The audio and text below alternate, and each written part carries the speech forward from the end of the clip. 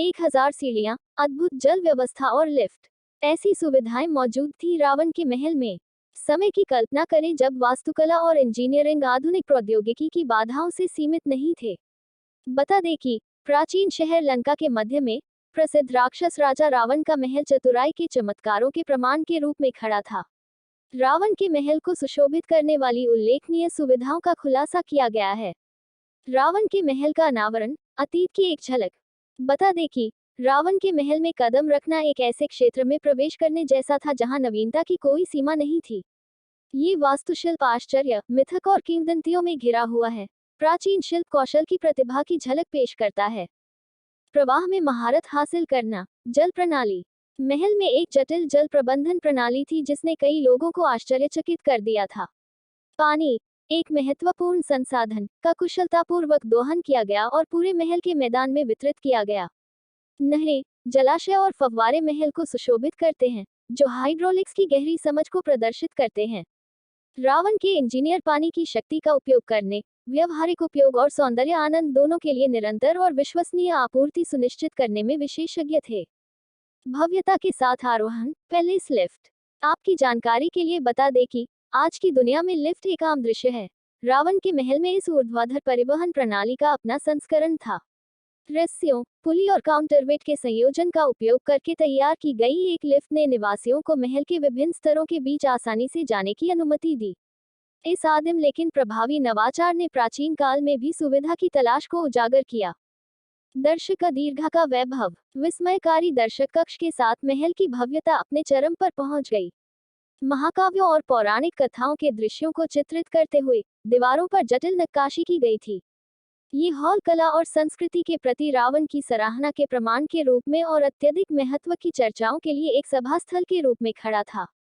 खगोलीय वेधशाला, आसमान का मानचित्रण। रावण की ज्ञान की प्यास सांसारिक विषयों से भी आगे तक फैली हुई थी। महल में एक खगोलीय वेधशाला थी जो विद्वानों को आकाश का नक्शा बनाने, खगोलीय घटनाओं की भविष्यवाणी करने और ब्रह्मांड के रहस्यों को जानने की अनुमति देती थी। खगोल विज्ञान के प्रति इस प्रतिबद्धता ने ब्रह्मांड की कार्यप्रणाली की गहरी समझ प्रदर्शित की। अतीत से स्थायी सबक। हम रावण के महल के वास्तुशिल्प चमत्कारों में उतरते हैं। हमें ऐसे सबक मिलते हैं जो आज की दुनिया में भी गूंजते हैं। नवप्रवर्तन की कोई सीमा नहीं होती। बता दें कि आधुनिक तकनीक की सहायता के बिना भी प्राचीन वास्तुकारों ने सीमाओं को पार किया और ऐसे चमत्कार बनाए जो समय की कसौटी पर खरे उतरे। पूर्णता के प्रति उनका समर्पण वर्तमान बिल्डरों और इंजीनियरों के लिए प्रेरणा का काम करता है। सांस्कृतिक विरासत का संरक्षण। रावण का महल सांस्कृतिक विरासत के संरक्षण के महत्व की याद दिलाता है। जटिल नक्काशी, उन्नत जल प्रणाली और वास्तुशिल्प प्रतिभा सभी एक समृद्ध अतीत की झलकियां हैं। वे भावी पीढ़ियों के लिए ऐतिहासिक खजाने की सुरक्षा के महत्व पर जोर देते हैं। अतीत की एक झलक, भविष्य के लिए एक दृष्टिकोण। हम रावण के महल के अवशेषों के सामने खड़े होते हैं, हम आश्चर्य और नवीनता के युग में पहुंच जाते हैं। महल की सुविधाएं, शानदार सीढ़ियां, पानी की व्यवस्था, लिफ्ट और बहुत कुछ एक उन्नत सभ्यता की एक ज्वलंत तस्वीर पेश करती हैं। यह मानवीय क्षमता का एक प्रमाण है, जो आने वाली पीढ़ियों के लिए प्रेरणा की किरण के रूप में काम करेगा। रावण अड़ गया और बोला, आपका नियम मैं नहीं जानता, मुझे तो यही आशीर्वाद देना पड़ेगा। ब्रह्मा जी सोचने लगे कि अब क्या किया जाए। उन्होंने देवी सरस्वती से प्रार्थना की कि कुछ तो मदद करिए, इसकी बुद्धि।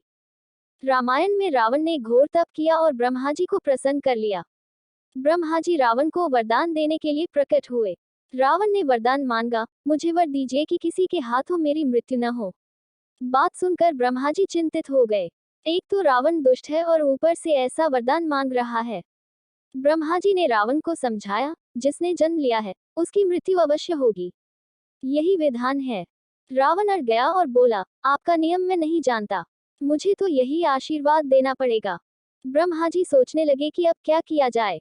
उन्होंने देवी सरस्वती से प्रार्थना की कि कुछ तो मदद करिए, इसकी बुद्धि फेरिए। कुछ देर बाद ही रावण ने कहा, ठीक है, मुझे वर दीजिए कि मनुष्य और बंदरों को छोड़कर मुझे कोई मार न सके। ब्रह्मा जी ने तुरंत तथास्तु कह दिया। रावण ने सोचा था कि मनुष्य और बंदर तो मेरा भोजन है, ये क्या मुझे मारेंगे। उसने कल्पना भी नहीं की थी कि कभी कोई इंसान बंदरों के साथ उसकी मौत का कारण बन जाएगा।